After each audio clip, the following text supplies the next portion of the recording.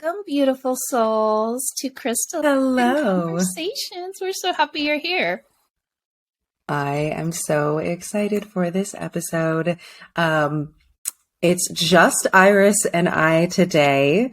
And generally, if it's the two of us, we don't have a guest, then it's more of a crystal focused podcast versus a crystal supported podcast episode. And I am looking forward. This is like another question I get all the time, and I'm sure you do too, Iris. We are going to be focusing on cleansing crystals. There's kind of like a debate. I don't know if debate might be a little strong of a word, but like there's kind of like different views.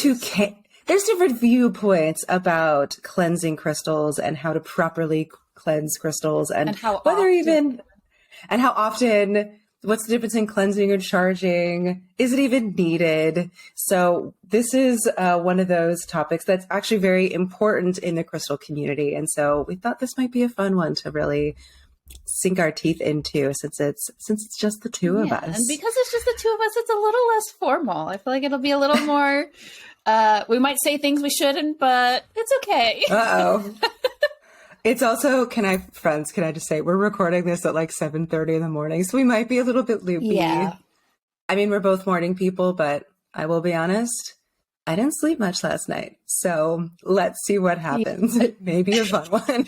And then I just had it was my first live sale in 3 months, which was so fun. What did you have in your live? What did you feature? I always one of my favorite things is secrets, because it's like just crystals I've been hoarding that are so special. So I'll just like bring them out from under the table.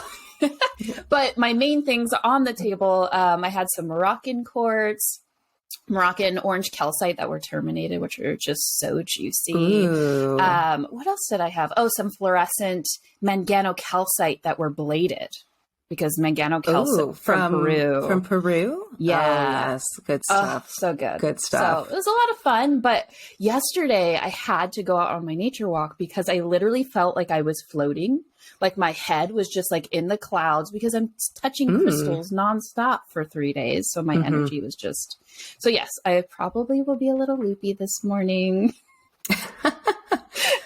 Speaking of live sales, I actually have one coming up. I know we don't talk about like what we do, I think, enough on this podcast. So because it's the two of us and we don't have a guest.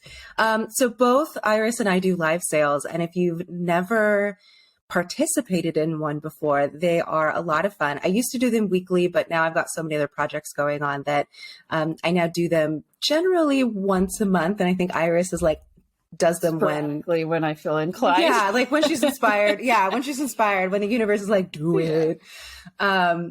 And generally for my live sales, I like to have a theme. So we're recording this, of course, like a little bit ahead of time. So by the time this episode actually airs, I think I would have just done the live sale. But technically next week, but by the time you're listening, yesterday, I did a live sale. It's really weird to speak in present. I know. Future and past at the same time. So I am doing a live sale with a abundance and manifestation because of like the astrology that's going on right now, right? We have that new moon in Aries, that like, the black moon, right? The second Aries new moon, that's also an eclipse. For like starting projects and like doing shit, right? Like getting things off the ground. And then we're moving into Taurus season directly after, like the day after. And Taurus has a lot of like, maybe not quite the hustle that Capricorn does, but Taurus, like, is really financially minded. And so I thought like that manifestation abundance theme would be really fitting for this coming week, that if you're listening now. But generally I do them on Tuesdays and Wednesdays in the afternoon, evenings. And I think you do this too, right? Like we post what's still available afterwards. Yeah, so if you're listening to this and you're like, ooh, I'm interested in those crystals, you can go onto either of our pages and check to see like what's in our recap or in our stories. Shoot us a DM. You can still claim. Yeah, shoot us a DM, comment, whatever you want to do. But yeah, we both were talking about like, we've never talked about live sales, and maybe we should do that, because that's actually like how we each started this crystal journey. Was we were part of like the first wave of live sellers. So it's a lot of fun. There's, it's kind of like the closest thing you can get to shopping in real life, because you can ask questions in real time. We talk about them in real time. We usually have multiple, so you can like pick the one you like the most. Yeah. It's a lot of fun. It's for me too. So, I love it because it's getting together with like-minded people.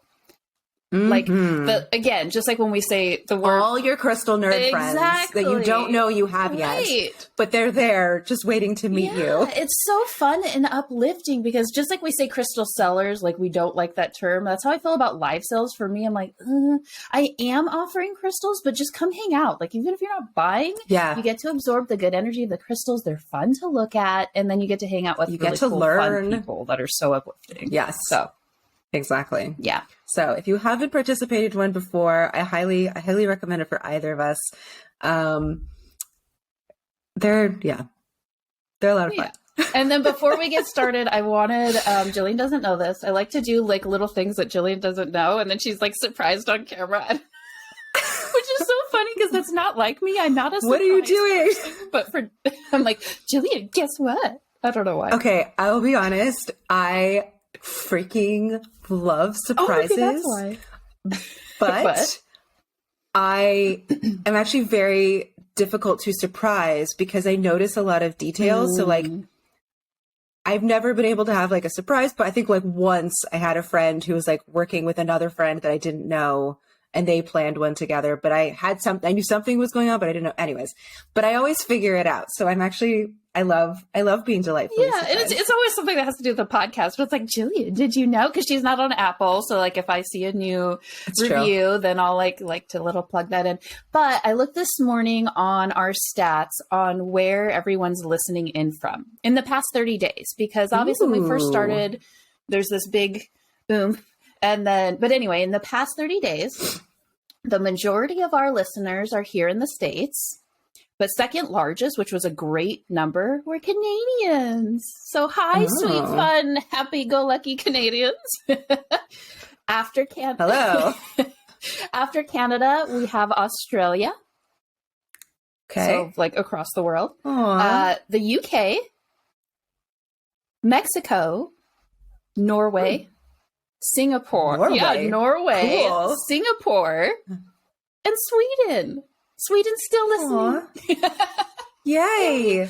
Thank you, Sweden. And yeah, it's just so exciting for us to be able to know that people from all over the world are enjoying this. Like, that is just so amazing to me and so heartwarming. And whatever country you're in, tell your friends. We want to spread the good news. So yeah, thanks for tuning in from all over the world. We appreciate you guys. Thank you. Next up, the moon. Yeah. Mars. No. So Jillian, I'm curious, what crystal are you working with right now? Oh gosh. So I am actually, I'm like, where is it? Oh, it's not here because I've been working in a different room today. So I'm currently in my office, but sometimes you just need a little change of pace. So I've actually been doing a lot of work in the dining room. But I have been doing a lot of work. I feel like I'm like, here's this giant announcement. So my book sold. And so amazing. Yeah, it's been kind of like languishing for a little bit since this past summer. And then I was contacted and the editor was like, by the way, your book sold. Can you finish it within a couple months? And I was like, oh God, that's very, very soon when typically authors have like 6 months to write it. So I've been doing a lot. Oh my gosh, so much writing. So I've been hard at work with my Vanadinite. Vanadinite is, which I don't have with me, I'm like bad show and tell.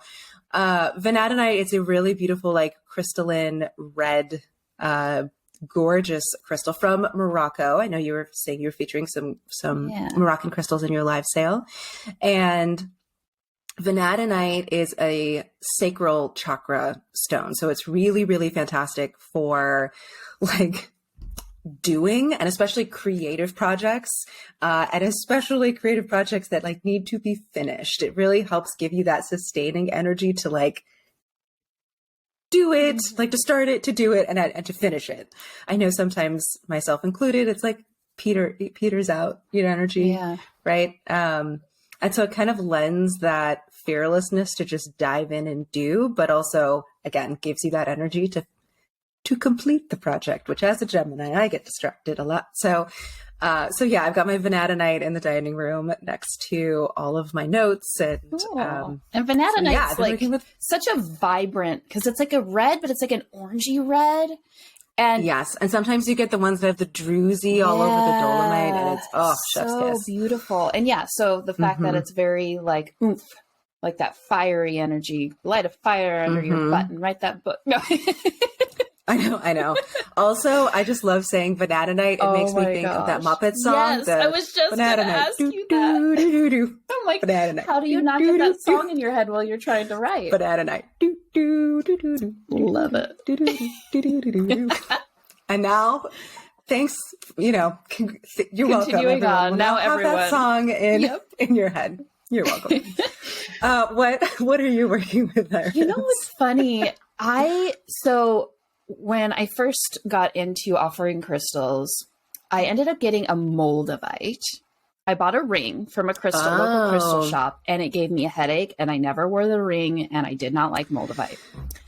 Yes, that can happen. Yes. And then years later, I saw a moldavite skull for sale for an exorbitant amount. I've seen you share those. And I don't, the skull actually has an enclosed air bubble in the moldavite. It's like, it's insane. And at the time I hadn't been drawn to moldavite. And I remember showing Rob, I'm like, I would stay up in the middle of the night, just like looking at photos of it. But I'm like, I'm never going to buy this. It's so expensive. But I showed Rob and he's like, buy it. You deserve it. And I'm like, you're supposed to tell me the opposite. So I bought it, and then I became addicted to moldavite for a while. And then it went on my shelf. Like, I have a ton of it. Haven't touched it. And recently I'm like, give me all the moldavite. I need it all. So that's what I'm wearing a moldavite necklace right now, which actually the chain goes through the moldavite. It's like a straw. It's like naturally formed. Wow. This is my moldavite, like natural worry stone. Wow. And I printed up something just for those of you if you're not familiar. Moldavite is associated with a third eye or heart chakras. It enhances inner journeys, channeling, dream work, cosmic consciousness, and awareness of interdimensional or extraterrestrial energies, which I love, increasing our sensitivity to guidance, intuition, and telepathy, and the ability to understand messages sent from higher realms. Placed on the heart, moldavite uncovers the reasons and purpose for why we are here and eases the homesickness for those of us whose origin is not on Earth. So if you listen to our last episode about starseeds, I feel like this one's really that sentence in it, the homesickness for those of us whose origin is not Earth. But do you know where I got this lovely information, Jillian? Where? SageCrystals.com. Woo! Shameless plug. Thanks. I was like, this sounds really familiar. So Jillian has an encyclopedia on her website of like all crystals. So go to her website when you need like the stone formation or the stone itself's description. Yes. And then go to Iris's if you're curious about the formation. Exactly. Yes. So between our two sites, you guys are covered. But yeah, I feel like this needs to be a future episode where we like controversial crystals. Yeah. Because moldavite because technically it's not even a crystal, right. It's a tektite, right? So it's like space meteor fusion glass, for lack of a better like definition. But I this is another thing like people ask me, especially when I'm in my store, people will come in and they're like, do you have moldavite? Like, is it true what they say that like it makes you go crazy? And it's like, no, absolutely not. But what I will say is that if you have moldavite and you've had a negative reaction to it, just do like a little bit at a time. Don't just like get a moldavite and like wear it all day long. And it's the first time you've ever worked with it. Like start small. Get a little teeny like, tiny like moldavite chip like to start. Right. Or if it's a bigger piece, that's totally fine. But just like hold it in your hands for 5 minutes. Like talk to it. Introduce yourself. Do a little bit at a time. Then meditate with it. Like go like graduate a little. Yes. Move gradually. And what I'll also say is that it really can give you, I mean, you're talking about having that floaty feeling at the beginning. It's because you're surrounding yourself by moldavite right now. True. It is very an out of body crystal. Again, crystal used loosely.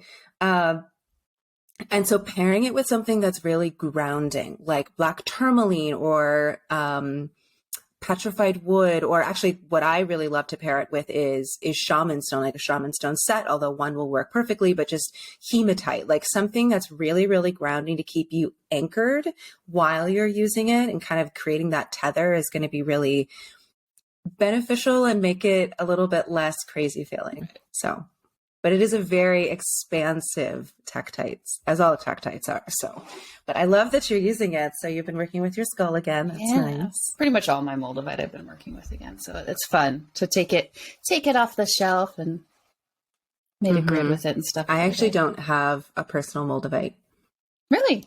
I didn't have it for a while. It's too intense for me. Huh. I think I'm too, and not that I've like, I remember when I like read when I first was like learning and I was like, oh, this is like very much like a starseed stone. And I remember this little part of me was like, oh, does that mean I'm not a starseed? And like, that's not true. But I've done like past life regression. I've actually like seen lives elsewhere, but I've been on this planet for so long. It's just too buzzy for me. So unless I'm like really pairing it with shaman stone, it's just too much. It's just too much for me right now. That's fine. And that's okay. That's okay. There's certain crystals that I'm like not into either. And it's just, you know, you go with what you feel. Yep. So exactly. All right. We can get into the episode now. We just wanted to have a little fun beginning chit-chat. We warned you. We're today. So all right, let me cross this up. So we have welcomed you and we have introduced ourselves. Have we? I'm Jillian from Sage Crystals. Oh yeah, and I'm Iris from Iris Unique. Hey guys. Go to Instagram or our websites. Either or. Yes. I have my little like thing that I check off, and this is what keeps me sane. So okay, so now we're moving on to the actual topic, which is cleansing crystals, to cleanse or not to cleanse. And we are, at least in this beginning part, we're going to be focusing mainly, when we say cleansing, we mean energetic cleansing, although we later on in this episode will be talking about like physically cleaning our stones. But for now, when we're saying cleaning or cleansing, we mean energetically. Thanks for defining that for everybody. Yes, it's important. So there really is this I don't even know if it's like two sides, but people have very strong opinions about cleansing crystals. I mean, the amount of infographics, if you like, hashtag crystals, the amount of infographics on Instagram alone about how to cleanse your crystals is, I mean, in the millions. And everyone has different opinions, right? Everyone is like, you need to cleanse, like every full moon, you put your crystals out and you cleanse put them in a wheelbarrow and carry them all out into the sun, the moonlight. Right? Or like once a month, you need to go outside and like put them in the hole in the dirt and then cover it up and then undo, like the next day, or dig them up again. Fill up your bathtub with salt and put them all in the salt. Oh my God. Or put all your crystals in the water and then people are confused while they're broken or have dissolved the next day. Right. So Iris, I first want to hear your opinion because I think we've talked about this a little bit before and I feel like we're not on opposite sides, but we have differing. Yeah. We're like a Venn diagram of opinions on this. Yeah. Which I think is great. So again, if as you're listening, what feels right to you, amazing. Don't take like our, what we believe to be like always fact, right? I mean, granted there is fact in terms of like Mohs hardness and what you shouldn't do, because you don't want your crystals to break. But these are, I would say like more than opinions, but like, again, always go with your intuition. Exactly. Always. Yes. So Iris, how do you feel about it? Do you wheel out all of your crystals every month? I mean, I know I honestly don't think I've ever energetically cleansed my crystals by moonlight. As a crystal seller, that probably sounds really bad. No, but I don't think so. No, I've honestly never. Well, first of all, thousands. I have literally. I mean, it would take me out, and I have back pain, y'all. Like, I can't be carrying these heavy crystals out in the moonlight. So no, I've never done that, but I do incense smoke cleansing, which stay tuned, you guys, for this summer episode in August. We don't always record super early, but we do have one episode where we'll be talking about smoke cleansing. But I personally use incense, and yes, I do cleanse my crystals. I cleanse all the crystals that I offer before every live sale, just because my viewpoint is they end up. And I feel like you'll notice this too, and a lot of you probably have, of you almost feel the vibe of the person that you purchase the crystals from. You know, you go into, especially at a gem show, you kind of feel with your intuition, and you can feel a person's, just like you can feel a person's vibe. I feel like the same is with a crystal, and it's not the crystal, it's they've kind of absorbed the energy of who they're around. So I personally, any crystals that go home, I energetically cleanse, even though I feel like I'm a positive person. Nobody's perfect. And it's like, let's just in case, you know, so I'll always cleanse crystals before they go on to you guys. And then personally, periodically when I'm doing the live sales, then I'll just go through and do the incense with my personal crystals too. Cause it's like, well, while I'm at it, let's just in case, you know? Yeah. So that's how I feel about it. But I definitely don't feel like it's a thing that I have like a ritual of every month or every full moon. It's more just how I'm feeling energetically, and if I feel they need it, or if it's been a long time, like crystals that I've had for a while that have been sitting, waiting to be adopted in the website. I'll just go through and cleanse them all and give them a little love and whatnot. How about you? Yeah. You know, I think because, I mean, I feel like I am very intuitive person, but I also am very like scientific about many things. Like I really want to understand the science before I'm like, all right, I'll go for that. I have a lot of questions. I have a lot of doubts. If you know human design, I literally, my head center is undefined, but I have all of the gates defined, and 2 of them are in my incarnation cross. So like asking questions and figuring things out and like doubting things is literally part of like my personality definition. Interesting. I know we're going to have a future episode on human design. I'm very excited for it. So for me, I personally am of the belief that crystals do not need to be cleansed nearly as often as people make out that they should be cleansed. Right. And the reason for that is if you hearken back to our second episode in Crystals 101, which if you haven't listened to is a lot of sciencey fun. But it actually is pretty entertaining for as much information as we're presenting in that episode. But crystals are way more stable than we are, right? That's actually how crystal healing works, is crystals, because they have a either single or very simple, if they're a combo of different minerals, molecular structure, they have one or very few molecular dominant oscillatory rates. So while you and I, every single one of our cells is vibrating at a different rate, right? That can create a lot of disorder. Crystals don't have that. They literally are one, or if they're a combo of minerals, they're like a few, and that's it. So they're really, really stable. So, you know, they don't get affected the way that we do. Like someone says something not nice to me and like, I'm done for the week. Like that's it. I got knocked off. Right. And, you know, that's not always the case. As I'm getting older and I'm getting more self-aware, you know, maybe that'll last, you know, 10 minutes, maybe an hour. And then I'm like, all right, I'm back to my own rate again. Right? We learn how to somatically reset ourselves. And crystals don't really need that. Like, if you walk by and you're like kind of annoyed, right, or mad, like the crystal isn't necessarily going to absorb that because it's doing its job, whatever that might be. So I think crystals affect us much more than we can affect crystals, unless we are using our intention, right? Once we use our intention, that like all bets are off. So because they're so stable, I don't think crystals really need to be cleansed. It's not like every month we need to truck them out and cleanse them. So that's where I stand on it. But that being said, I think there are a lot of situations in which it is appropriate to cleanse crystals. And I think what you brought up, Iris, is absolutely perfect, right? If it's the first time that you're getting a crystal, I think that's the perfect time to cleanse it because you don't really know where it's been. And I will say, and I'll talk about this a little bit later when we talk about different specifics of ways to cleanse. But all of our stones, at least, I mean, all the ones that I sell, I Reiki before they leave.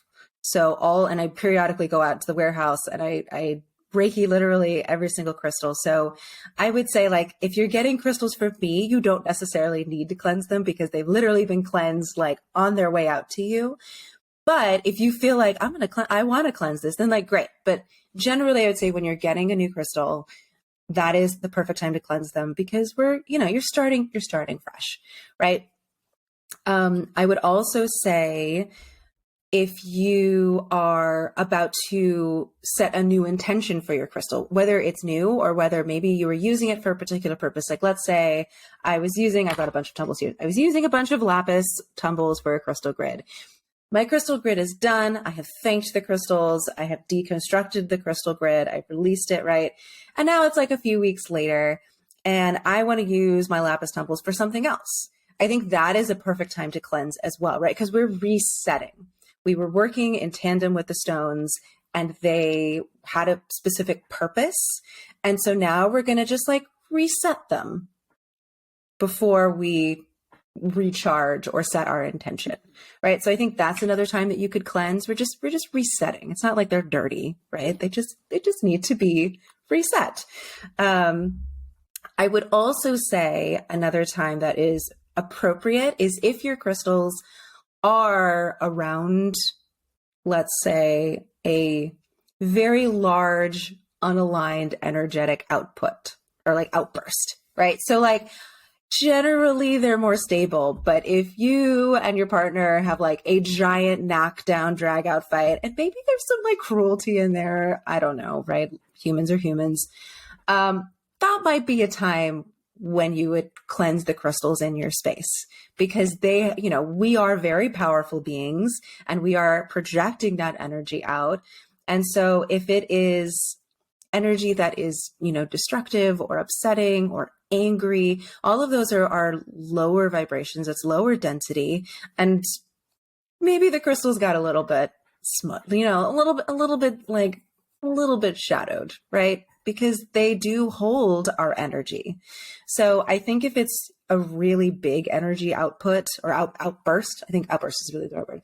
Outburst, I think that might be a time to cleanse, right? Because you've exposed them to maybe something that's not great.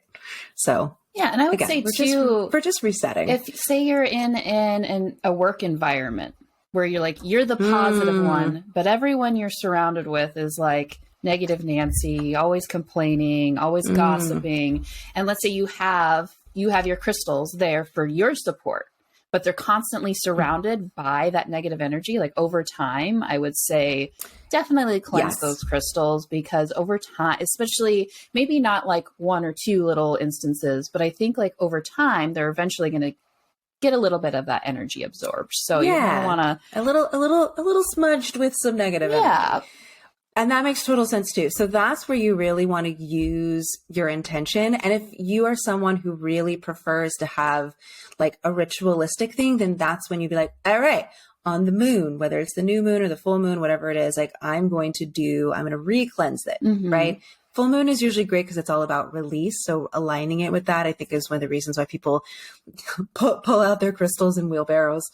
But yeah, that like slow tarnishment, shall we say, of energy is another great reason to cleanse them. But again, it doesn't need to be like clockwork unless that feels appropriate to you. Right. It doesn't need to be like every single day. It doesn't necessarily need to be every single month. It's just if you start to feel like, okay, maybe maybe we could do a little bit of dusting energetically here, then that's, that makes total sense. And I had a customer who came in and I was like, to each their own, but also I was kind of mad. So she came in and she had told me she had been in another crystal store on the East Coast, and that as soon as she was finished with a certain intention, she had to like bury she couldn't reuse the crystal. It was like crystals were one-time use. And I remember being like, why don't you just reset it? Like, wow. I don't understand. And I asked, well, I used my crystal once and now, yeah. But I think that's the thing is if she does that, then she has to go back and buy more. Got it. Okay.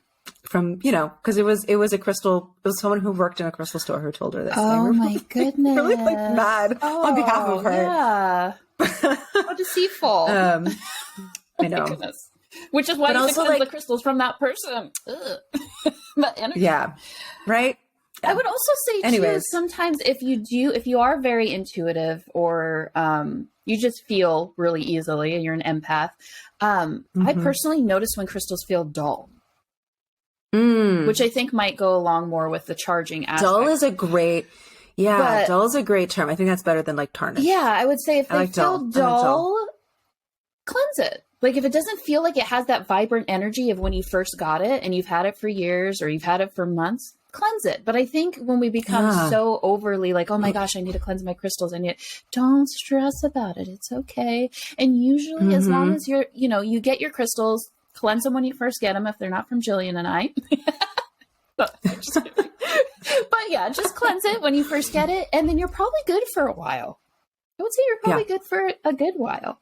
I would probably say I cleanse my personal ones mainly because I'm already cleansing the live sale ones or the ones that are from my website for people. And then I'm like, well, since I'm doing it, I have my little incense. There's plenty of incense left. Might as well do all mine. But my personal ones, I very rarely do. So you're good. Yeah. I generally, I think cleanse my crystals, I would say when I'm pulling them out, like if they don't, if they feel dull, that's the good word. If they feel a little dull, then it's like, all right, let's do a little cleansing. Yeah. It reminds me of my dog, right? When I bathe my dog and afterwards she has the zoomies, right? It's like, all right, let's do this. Let's make this crystal good. Let's set this intention. Let's work together. Like they get excited. It gives the crystal zoomies. Imagining my dog with the zoomies. Yeah. I love that. All right. Okay. So we've talked a little about our opinions. Yeah. So ways to cleanse. And there is a difference between cleansing and charging, which we'll get to after this, but, cause I know that's kind of like another confusion sometimes, but ways to specifically cleanse. We've already mentioned a couple, right? You can smoke cleanse, you can do through, incense, like Iris has mentioned. I literally am showing and telling here. Incense. Nag champa. Ooh, I haven't had nag champa in a while. I know. I like having that. My favorite is so you could do that. Of course, right? Oh, yeah. Ooh, do they grind up the moldavite? Like, how does it? So yeah, I guess it's moldavite dust. Like because it's I get most of my moldavite from the carving and from the carving, and then like just like with other crystals, if they're like in a bag and tumbled, like little chips fall off. Is that safe to breathe? Now I'm like, sorry, I don't want to like. I'm just saying so far, but it's silica. It's like breathing in dust is not. Well, I know. Well, it's an oil. I need to go into it more too, because I know they say it's like an oil. So maybe the oil itself, and then they get the oil. That's probably actually what it is. Okay, that feels safer. I don't think it's actual chunks. Don't grind up. Yeah, please don't. And breathe in. Don't do that with any. Please, yeah, friends. please don't. For smoke cleansing, you can also use whatever plant feels sacred to you or is connected to your heritage, right? So I've got like some Palo Santo here. I also have some like beautifully etched Palo Santo from Fractalista. If you don't follow her, you should. Hey, girlfriend. Smells so good. I know. She's on Instagram. She's so sweet. She lives here by amazing. Me, actually. I saw her on Depot the other day, or not the other day. I carry a lot of her stuff in my store. So, anyways, we've got etched Palo Santo, for instance. If you want to like imbue it with sacred geometry or even more meaning, right? You can use sage, or just make sure it's well sourced and giving back to the indigenous communities. You can also utilize whatever plant really resonates with your heritage, right? Like some cultures really use rosemary for clearing. So it really kind of depends on what feels right for you. But whatever produces smoke that historically or metaphysically, that smoke is used for cleansing can be used to also cleanse crystals, not just your space or your own energy, but crystals themselves. So smoke cleansing is really popular. One of the ways that a lot of people know about cleansing is either earth cleansing or salt cleansing. The concept is kind of the same.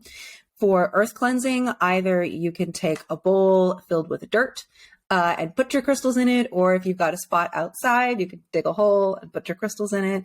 And it's really allowing it to reconnect with its roots, so to speak. Yeah.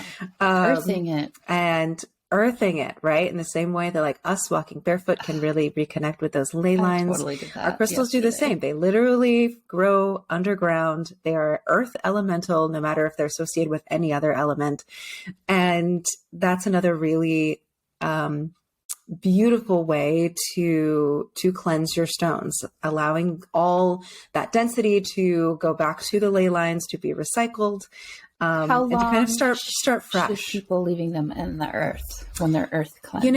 It depends, I think, on what your intuition says. There are different opinions. There's some people who think 24 hours is kind of like a good standard. I've heard like some people will leave them for a month. I don't think that's necessary, but again, if you feel that's right, go for it. But I would say like 24 I've heard hours overnight as well. Yeah. So earth cleansing, and you can like take some earth and put it in a bowl, so you don't actually have to like go outside and dig. Salt cleansing works kind of the same way, right? Salt has always been considered purifying in every single culture. And generally for that one, it's usually in a bowl, right? You fill a bowl with salt, you put your crystals in it or put your crystals on it, and the salt innately will purify. It'll pull away whatever density or whatever tarnishment or dullness there might be energetically, and allow your crystals to be purified. So salt cleansing. Another one that's really popular is water cleansing. We will talk about this in a moment because not all crystals can be water cleansed, but water cleansing, same thing. You can put them in a bowl of water if it is a water safe stone. And again, water ritualistically has always been considered a purification element. So that is another one. We're just harking back to, thousands and thousands and thousands of years of ritual and tradition here. So water cleansing is another great way to ritually cleanse your stones. Any you want to bring up that you like to use besides incense? Besides incense, I use selenite. I have a large selenite brick, essentially, that I'll just put crystals on and let them like sexy. Yeah. Amazing. Right. If you are new and you don't know what selenite looks like, so this is one form of selenite. So technically this is gypsum from Morocco. A lot of Moroccan stuff today. So selenite does come in a variety of forms. They're all in the gypsum family. This is colloquially known as selenite, although what I'm holding technically is not selenite. It is gypsum. I have some selenite. Hold on. I have some beautiful golden selenite. This is from Utah. Oh. So this is like actually geologically selenite with those like beautiful, insane blades, right? So it can come in a lot of different colors as well. So it doesn't always have to be like the white selenite that people typically think of. That being said, Moroccan quote unquote selenite is the least expensive and easiest to get. Yeah. So I feel like it's the most that. readily available for sure is the... Yes, 100%. So we've got selenite, and selenite, because it is gypsum, it is a salt-based stone. So selenite is really fantastic for clearing other stones. It's actually one of the only stones that clears other stones, which is awesome. So ways that you can do that, this is actually still in its, in its wrapper, but you can have like a selenite plate. I think on my website, I've got them in spheres, in circles and in squares. But selenite plates are great because you can just like literally put the stone on it. If you are making a crystal grid, this is kind of a great way to like continuously clear is setting it, smart idea. Like making a little grid or putting a crystal, setting it up initially on selenite already, because then it's just constantly clearing. Yeah. What a lot of other people do was they will put it in bowls. This is my little example here. So a selenite bowl, right? Because then again, your tumbles or whatever you decide to put in here is always clearing. So for those of you not seeing, I've got a little selenite bowl with some tumbles in it. So the tumbles are now just constantly being cleared, which is fantastic. So those are some easy ways to use selenite for clearing. And like, that's probably one of the easiest ways to do it. Like I actually have one of these in my bedroom, but I just like have my little crystal bracelets, like all hanging on it, right? So they're always being cleared. And I just use it as like a little bracelet holder. It's perfect. Yeah. So selenite is a really, really easy way to do it. I will also say one of the main ways that I generally do crystal clearing is actually with sound. And I will say this is probably one of the second easiest ways and also one of the safest ways, because some of the, like the water cleansing doesn't work for all crystals. And we're going to bring up a couple other ways that don't work for all crystals. So sound is really fantastic. I have here a sound bowl. This is actually a antique Tibetan sound bowl from Yael that I've borrowed. I'm going to play it. Here we go. Yay. Ooh. Right. I love it. Yeah, it's nice. So sound is a really fantastic way to cleanse crystals. And I also like this because there's science behind it, right? So when you're creating sound, you are literally creating sound waves. And those waves that we are hearing, it's literally just sound waves. And as they move through matter, it vibrates the matter that is around it. It's literally being created by vibration and sending those vibrations through the air particles and then through matter. So when you have your crystals, right, you are literally moving the molecules of the stones very slightly. We can't really tell, but they are moving. And as they then settle, they are recalibrated back to neutral. And I think this is a really great way to think of cleansing. It's not always like we're getting rid of like the dullness necessarily, although 100% if they feel dull, that makes sense. But it's also this like, we're just recalibrating it back to neutrality. I love that we're just visual getting it back too. To, right? Yeah. So that's the thing is like, we're just resetting back to its own innate neutrality. That's it. And so I really love sound for that because it's actually physically happening.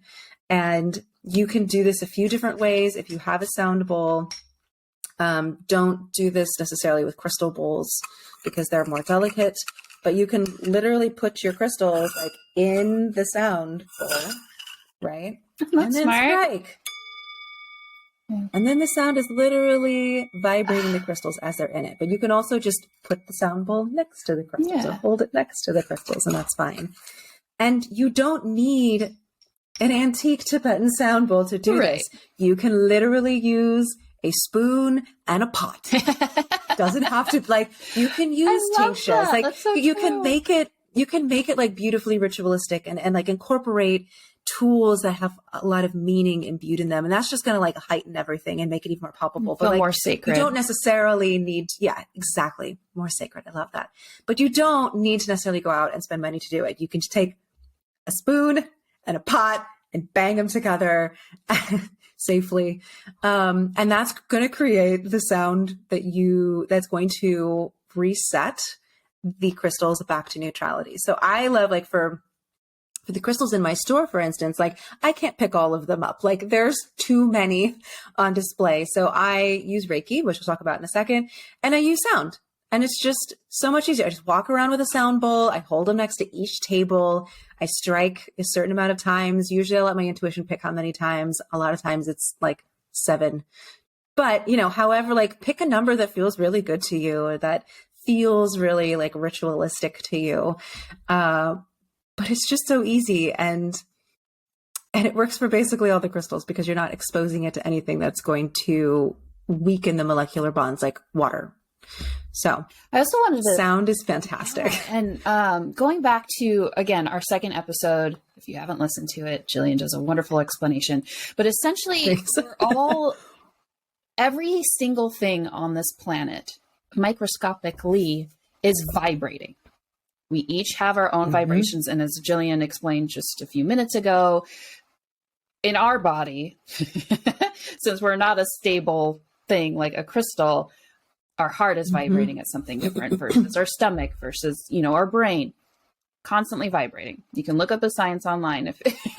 But to think of the crystal, each crystal is vibrating at its own vibration, right? And its own dominant oscillatory rate. Exactly. Thank you for having the technical term. So I'm like using my hands as like a visual, but then, you know, over time, whether it's they're surrounded by really negative energy or whatever it is, maybe it just kind of either slows the I don't know, but slows the vibe. It just gets off. Yeah. So it gets off. It pulls it from its natural state. Right. So whether it's vibrating slower maybe, or however that is, think of the sound waves coming in, as Jillian said. So then you put any instrument, because Jillian explained this in that first or second episode, that our bodies will attune to the noise of that instrument. And other instruments will actually attune to the sound of that instrument. So then yes, it's the law of entrainment. Entrainment is what it's called. So then you think this sound is basically, this crystal starts to vibrate to match that sound, right? And then, as Jillian explained it beautifully, it recalibrates. The music stops, and then it's able to recalibrate itself back to its original vibration. And the cool thing about when you're cleansing your crystals energetically, whether it's sound, smoke, whatever you're doing, if you're with the crystal while it's happening, you are also energetically cleansing yourself.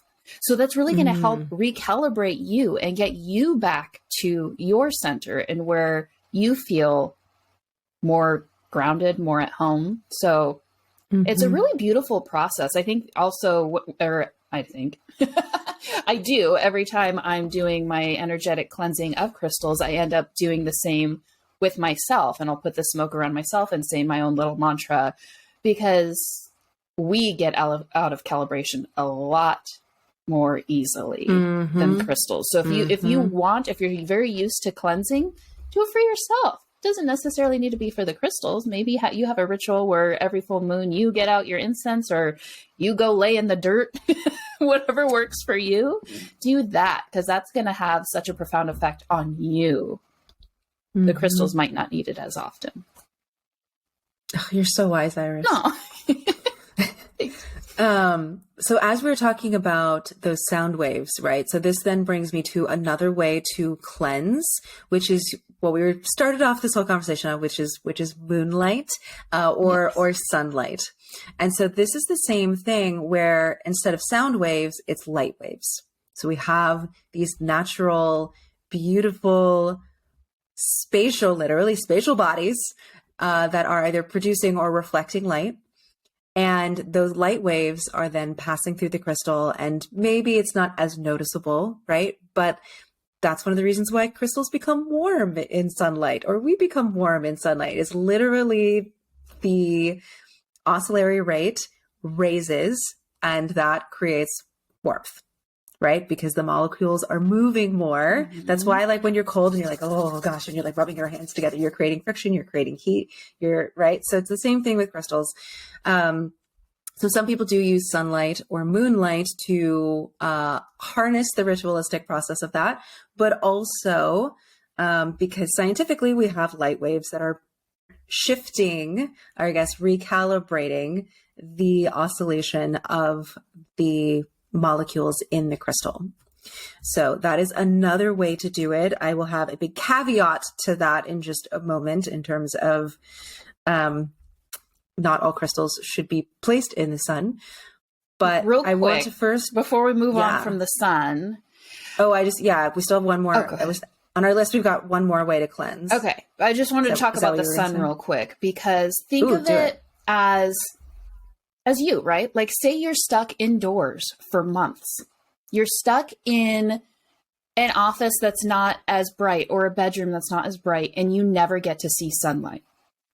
Sad. How sad. So just like we need sunlight, like how invigorating. And just like Jillian was saying, when you're cold, just to, even if you don't go outside, you go near a window and feel like I'm right now able to feel the sun. It just feels not only warm, but just, it's just this feeling. And I never thought of the sound or the light waves. I personally had never really thought of that, but it feels good for you, your crystal's going to like it. You go out in nature, bring a crystal with you. Like, that's their home. So they want to go too. Go to the beach. I usually bring crystals when I'm in the summertime and I go to the beach. I'm like, I'm going to bring these crystals and let them be in the sand. Like, I don't know. So do the same for your crystal. Yeah. Earth away. They're helping you, so help them to feel happy too. Yeah. I know, you're so funny. You're talking about the sun and I'm like, my crystals want to hide in a dark cave. But every crystal is different. Yeah. I love your like, but there's a thing, like, right? I mean, there's something about it. The reason why we have rainbows is because of light refraction, right? Mm-hmm. I mean, if I was a crystal, I'd want to be in the sun reflecting rainbows everywhere. Yeah, totally. So the last way that I want to talk about, and again, there's probably some that we're missing, although we tried to be thorough, is energy cleansing. And this is one of the ways that I mentioned. So I personally use Reiki. If you aren't trained in Reiki, that's totally fine, because there's different energetic practices from every part of the world. But this idea of energy cleansing, right? So even if you don't have selenite, if you don't have a pot and a spoon, if you are all alone with your crystals, if it is the new moon and there is no moon outside and there is no sun because it's nighttime, I don't know, you literally have none of these things, you can still cleanse your crystals with energetic intention. So that is always an option. You are more powerful than you realize. It's like we have these tools, but really, you are the power behind those tools. So if you don't have them, if you can't afford them, use your power, because it's there, believe it or not, in every single one of us. Believe it. Believe it. Believe in yourself. So yes. So go ahead.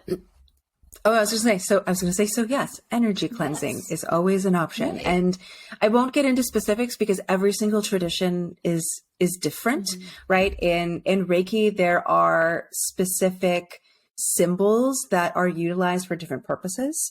But again, every single tradition is going to be completely different.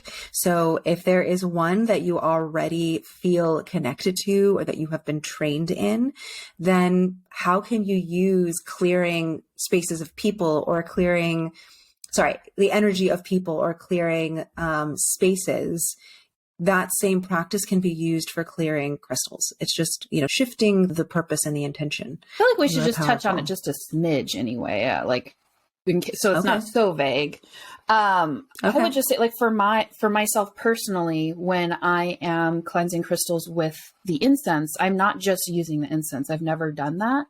I always just again, I feel like I never really realized, intuitively knew that it was a conduit. Yeah. So it's like, I'm doing that, but I'm always talking to the crystals as well. And I have this mantra that I say to the crystals, and it's basically having them release any energy that isn't theirs into the ground, into the earth. And so using the power of your voice is so powerful. That in itself is a vibration. It's also sound waves. Yes, it's sound waves. It's your sound waves. You're unique. No one else has your voice. So you're using your powerfully unique, you're the only one in the universe that has this voice. Literally, there's actually fun science. Yeah. So the way that we actually recognize voices is every single person has a quote unquote fingerprint of overtones and undertones that are produced when we create sound with our vocal cords. So that's actually how we recognize voices. We don't even notice the overtones and undertones, but that's how we actually recognize them. So literally no one has your voice. It is completely unique, just like your fingerprints. I love that. So using the power of your once in a lifetime, literally any lifetime, infinity, a 1 in a trillion infinity, 1 in a trillion infinity voice, that power to cleanse the crystals. So you don't need your smoke, you don't need your selenite. You can literally talk to the crystals and do it that way. So when we're talking about energetically cleansing, using a mantra, whatever, so that I just kind of wanted to go into it a little bit. Mantras, I love that. Yeah. And like there's so many different traditions. Follow your intuition, or if you have training and that's what feels right for you, then amazing. Yeah. But Iris just talks and like magic happens. And the same happens for you. Exactly. So it's not just me, each and every one of us. Power of our voice. All right. So that was a lot of detail in different ways to cleanse. Now there's also this concept of cleansing versus charging. And I think differentiating that can be really helpful. Right. Because some people will use sunlight or moonlight to charge instead of cleanse. Oh yeah. Or to do both at the same time. Right. So we've talked about cleansing, right? So the idea with charging is what we've spoken about, I think in numerous episodes here. It's setting your intention with a crystal, right? Using your divine innate will to co-create with a specific stone. And there's some stones that are really well known for holding and amplifying intentions, like clear quartz, but all crystals hold intention. And so it's kind of the same thing. But so you can use a lot of these methods, right? The energy, instead of energy cleansing, you can, especially like we just talked about in our crystal grid episode, a couple episodes back, charging your crystal grid with your intention, whether that's through visualization or talking, whatever feels right to you. But a lot of people will also like to pair that with something, with another tool, right? So like charging it in sunlight. I mean, can you imagine all of that magic that it's absorbing, or charging things in moonlight? All of these are really great ways to ritualistically pair or imbue crystals with like added oomph to whatever it is that you want to accomplish in partnership with that crystal. I also feel like for me, it's conversely. It's almost like, and here comes our different perspectives, because I love that perspective. I know, right? But my perspective is more each crystal, like Jillian's really, really well versed in explaining what each crystal itself does. Like we just talked about vanadinite, right? And so for me, when I think of vanadinite of charging, I think of that oomph, that power of the crystal itself. So vanadinite, but making it feel more powerful, or citrine and really bringing out the power of the citrine. So for me, it's more of a waking up of the crystal, because crystals have been grown, like they've grown over, what is it, billions of years? Jillian's more thousands to millions. Thousands, millions, whatever. They're really old. They're a lot older than we are. So if you think about that, for me, the way I feel about it is that sometimes they go to sleep. They're tired. They've been around forever. Just like a tree. A tree has been around for, hundreds, some thousands of years. And so for them, time is a lot different than our perspective. So for me, when I'm charging crystals, it's awakening the crystal. Like, wake up, crystal. It's time to do a little work. Like, you're there, but let's waken up your little, I even say heart, even though they obviously don't have a heart. Like, awaken your heart. Time to get up. That's beautiful. So I think for me, that's from charging in that sense of like getting them to really work their magic in whatever their scope is already. And then that's why when we go back to our crystal gridding, same type thing. It's like doing a crystal cleanse of the crystals, but then charging them to like wake up their little magic, send it out to the universe and work for us or with us, not for us. That's beautiful. Thanks. I love that image. Yeah. I'm going to ponder about that now. I'm going to think about that. So methods for charging are in some ways similar to cleansing, right? Like, so intention, energy, Reiki. I know I use, again, Reiki, not just to cleanse, but also to charge all of the crystals that I offer to people, like, just periodically. And then also before I send them out. So that's something that I really love doing, right? Like speaking to the crystals and using Reiki to, I guess I just didn't really think about that, to like wake them up and be like, hey, you're going to these people. Like, I'm excited to see the things that you co-create. And like, so I use energy and Reiki, and then people also will use sunlight or moonlight. So all of those are really great ways to quote unquote charge. Reignite.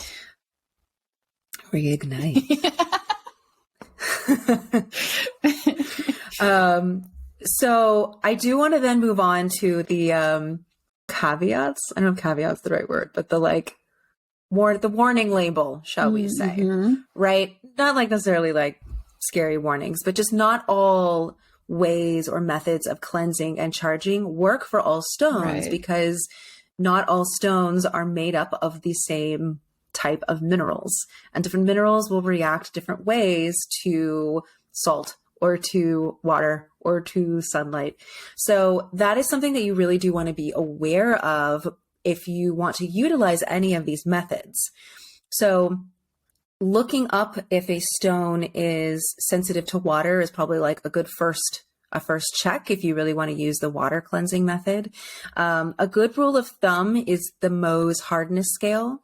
So if it is 7 and above on the Mohs hardness scale, then it is most likely going to be hard enough to not dissolve in water. And by dissolve, I don't mean necessarily it's going to disappear, but water, if it's softer than that over time, water could affect the molecular bonds, right? So like calcite is totally fine to put in water for like 5 to 10 minutes. It's fine. But if you leave it there for long periods of time, it'll start to soften and dissolve. You don't want that.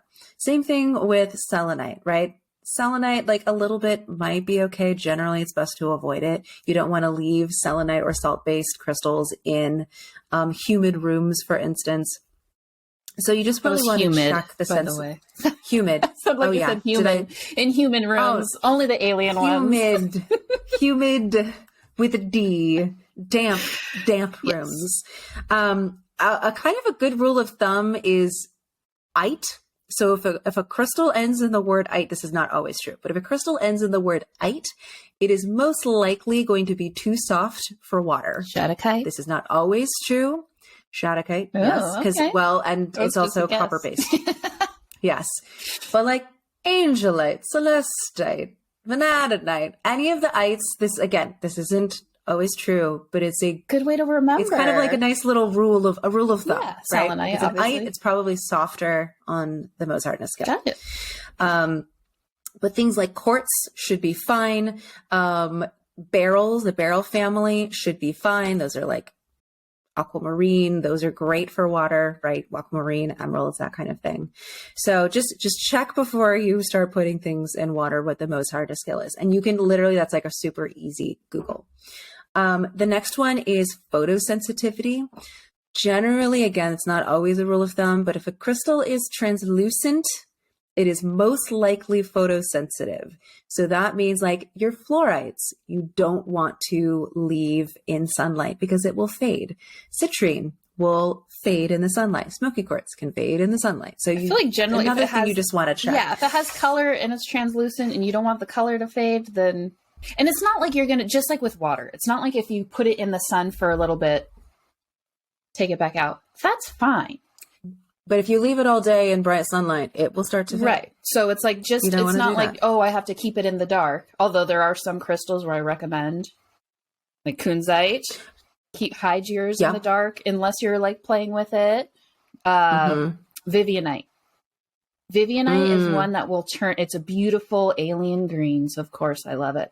But if you have it in the sunlight, it'll end up turning eventually like black and it won't have that beautiful, vibrant green. So vanadinite is another one that is not translucent, but is actually photosensitive. It can turn from its brilliant red to a duller, like orangey brown. Every time you say photosensitive, I'm like, no, paparazzi.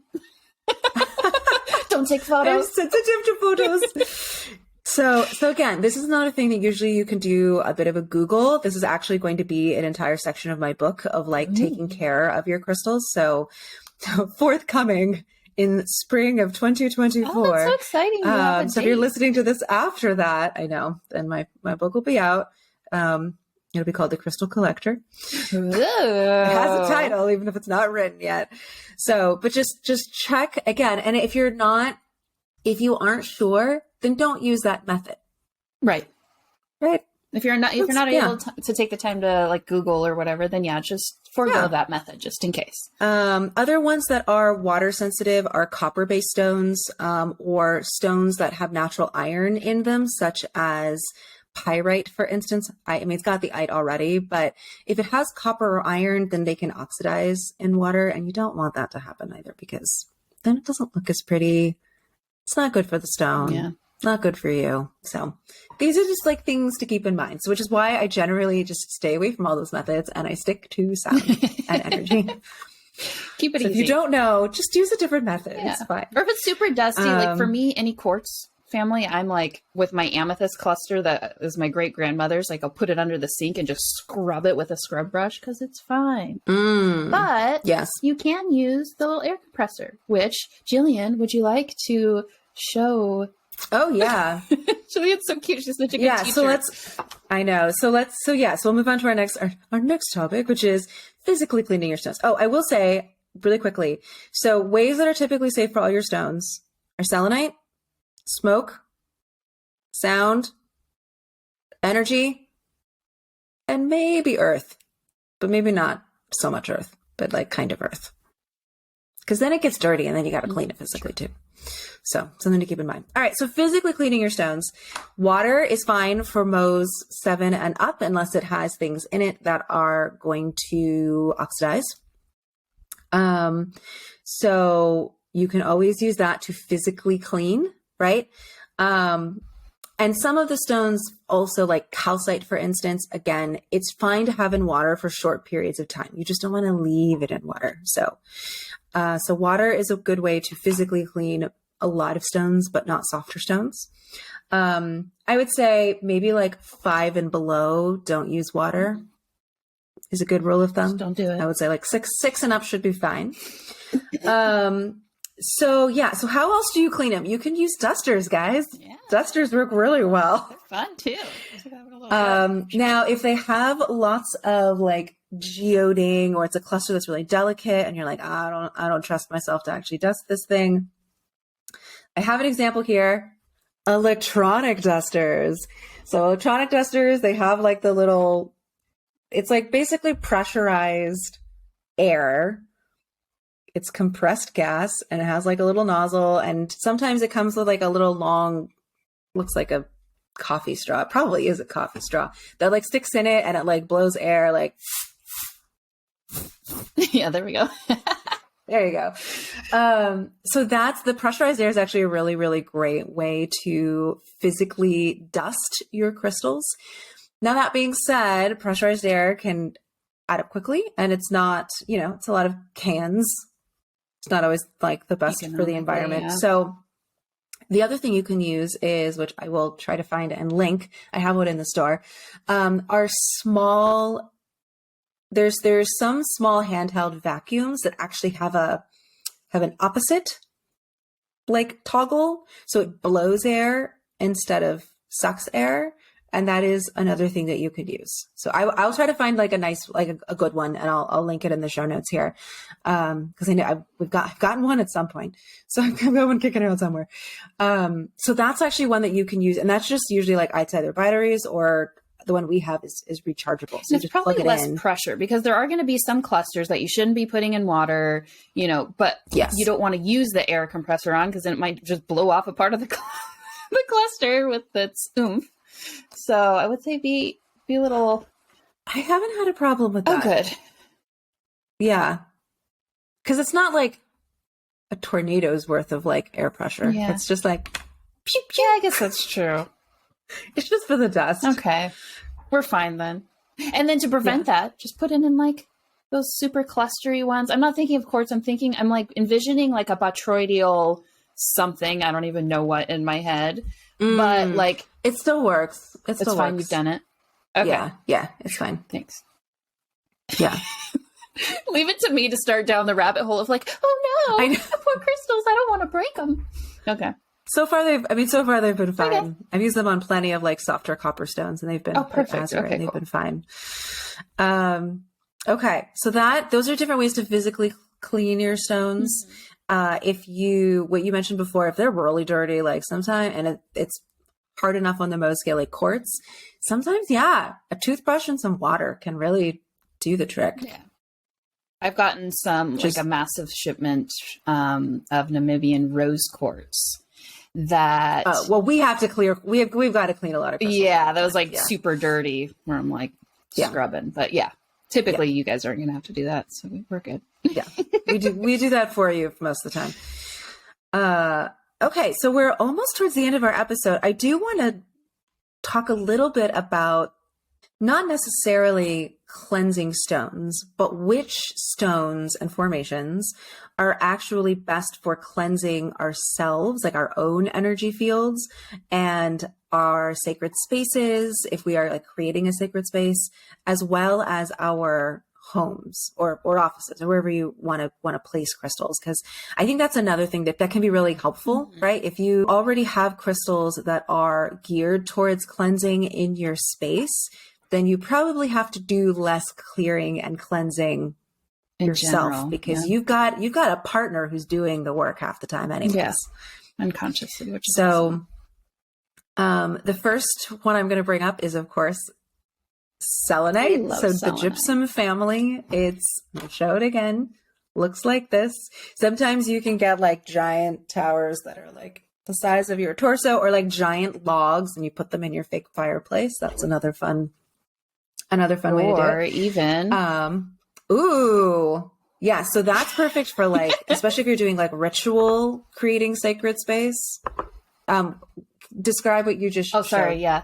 I held up a selenite sword or knife, or what's the other terms people use?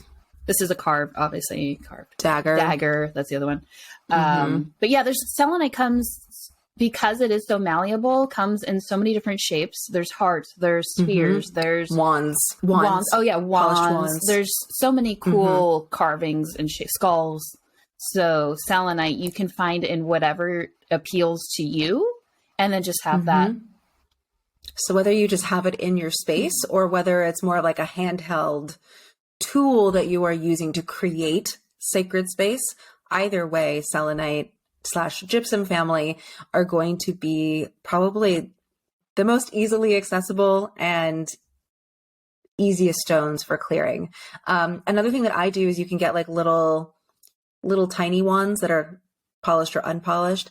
And I actually have them over the lintel of the door. So I have that at my store. So you can't even see it. But when people come in, like they're literally passing through like a little selenite barrier that I've created. Yeah. They've got to like, their energy is cleared as they're walking in, or like setting it, if you've got like a tower or a bigger piece, setting it by the front door on, the little entryway table. Right. So it's just, as people come in, it's automatically just being cleared before it even comes into your space. So that's kind of a nice little easy way to do it. Right. And then you just like check in every once in a while. So selenite, again, selenite's a great example. It doesn't ever need to be cleared, but sometimes it can get a little bit dull or overworked. And so giving it a little bit of a charge, right? Reawakening it, as Iris said. That's all you really need to do for selenite. A couple other stones that are really great that are also for clearing your spaces are salt-based as well. Generally, it's the salt-based stones that you're looking for. One of them is howlite. This is a great example of a beautiful howlite cluster that at one point in time used to be pink, and I left it in the window and it faded. So now it's like barely pink. And it's that's so soft. halite versus howlite. So HALITE, just for those listening, just in case they didn't hear correctly. Wow, that's a biggie. How funny it went white. I know. So, I mean, it's like the softest amount of pink. You kind of see it more on the back. Oh, yeah. Okay. But yeah, this used to be like dark pink. Oh. So don't leave it in the sun, friends. It's another one that is not good in rooms that are moist, like the bathroom, because it starts to disintegrate really quickly. It gets really soft. It also starts to smell fishy if it's in a moist room. So just make sure it's in a nice and dry room. Because it's found. It is in like dried out lake beds. Same with the next one you're going to say too. Hanksite. Oh, I love hanksite. I love how hanksite forms. Sorry, go ahead. How does it form? I haven't seen it in a long time, but I feel like it's almost like a diamond shape. It's like this, like this.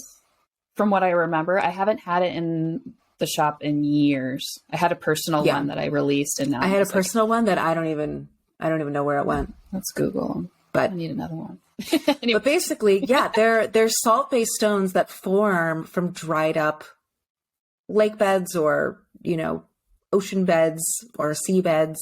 So again, we have that like natural purifying property of salt, but it's crystallized. Because if you actually look at salt underneath the microscope, it is a crystal. So these are just kind of like salt cousins, but bigger. So, I mean, you can really see for those of you on YouTube, you can really see those like beautiful. I love those cubic formations. Right? I know. So all of those are going to be really fantastic for just naturally clearing your space at all times. So they're nice to have. Can we talk about an unsung hero in that department? Yes. I feel like this one... I have no idea what you're going to say. Huh? I have no idea what you're going to say. I feel like this is one that not very many people know about, but it does cleanse the energy in space, which I believe it also forms at the bottom of lake beds. It is a stinky crystal, and it is a very vibrant crystal. Once I say it, you're like, oh my gosh, duh. No. Like a stinky, besides smells like rotten eggs. But it also comes... Oh, sulfur? Yes. So sulfur is also very good at cleansing the energy of people, of spaces, of yourself. And so it's one that I really recommend for people have sulfur quartz because it doesn't stink. It's less stinky. Yeah. So sulfur, when it's raw, it's a super vibrant neon yellow, but it stinks and it's crumbly. Yeah. So I love sulfur quartz because you get that neon yellow, you get all the properties, they're amplified by the quartz, and then it's not stinky and it's more sturdy and hardy. But I always recommend that for people to take to work if they have a toxic work environment. To just let's cleanse that energy. Yeah. So that's like, I feel like the little unsung hero. We always forget, I think because we don't see it very often. we kind of I think forget the about last it. time I had it was, oh God, it must have been like 2019 or 2020 was the last time that I had that on the live sale table. So if you have one at home, I mean, it's also good for other things. Like I think it's a stone of personal empowerment, but I always recommend it for the energetic cleansing. But when it comes to formations, my little example here, it happens to be selenite, but it's the formation that I'm talking about, which is daggers, knives, as well as if you are looking for a natural form of a crystal that's like a knife, which is laser formation. So both of these, this one's a small one, so I don't know. Laser is when a crystal's wider at the base and then tapers towards the tip to be thinner. So that's a laser formation. And then knife or dagger is a polished formation or a carved formation. But they're both really good for cutting energetic cords or karmic ties, which doesn't really apply, but they're crystals of protection because, I mean, look at them. So they're going to be very protective energy. If you have like negative energy coming your way, you can kind of be like, let's cut that. Nope. It can go back to you, and then just point it back to them. I'm just imagining people now being like in their office, like, cut that energy and then send it back to you. She's waving the dagger around in front of her is what's happening. Watch us on YouTube. It'll give you a better visual. And then it literally does that. It cuts through negativity, allowing for a positive flow of life force energy. So it's going to really help with any negative vibes and clearing that. The other one that I have, because when it comes to cleansing crystals, not necessarily. I mean, I guess you could direct, I don't know. I'm thinking more of like cleansing energy of self and space than like crystal cleansing. I couldn't find a really good example, but druzy. Yeah, I guess this one's working. This is a cute red and black hematite druzy point. But druzy crystals, because of all their little points all over, they radiate a lot of positive energy. Just like you think of each of these little points. Pew, pew, yeah, exactly. Pew, like pew, pew, pew. Little explosions of good energy. So druzy is good. And for that same reason, clusters are good. This is a Himalayan quartz cluster, but because you have all those points, it's just radiating the good energy. So like Jillian was saying, if you are surrounded by crystals, like in these, this is my Himalayan. Here's this pinky, right? Is it a pink one? Yeah, mine's smutty. Cute, yeah. So twinning. But if you have crystal clusters, they're going to be really good about bringing in that positive energy and radiating positive energy. So because of that, you won't have to cleanse your crystals as often or yourself as often. Another good one is, I would say, most likely like a clear quartz sphere, but spheres, because they radiate their energy in all directions. So they're good for having good energy throughout your space. Oh, I'm like a selenite sphere. Yeah, I should have brought that. Yeah. This is a lepidolite, but of course, because I'm not about lepidolite. Another good one for cleansing your own energy, it's a crystal of purification, cleansing, and healing, is hydrothermal etched, which I don't have an example right now in front of me. I couldn't find one before. I've got you got one. Okay. I mean, technically it's ice etched. Okay. A little different. Oh wait, I did find one. Oh yeah, towards the bottom looks like. This one is, I forgot. I found one that had a hole in it. I did bring one now. So this has been etched by water. But think of water. You can use water to cleanse crystals. So the hydrothermal etch crystals, they have etchings, carvings, like this one has a hole because of the water. Those are going to, basically they've been cleansed by the water, so they're going to help you do the same. And then my last one is golden healer quartz. So positive. I don't know. The sun's like kind of... It's illuminating it. It looks beautiful. Yeah.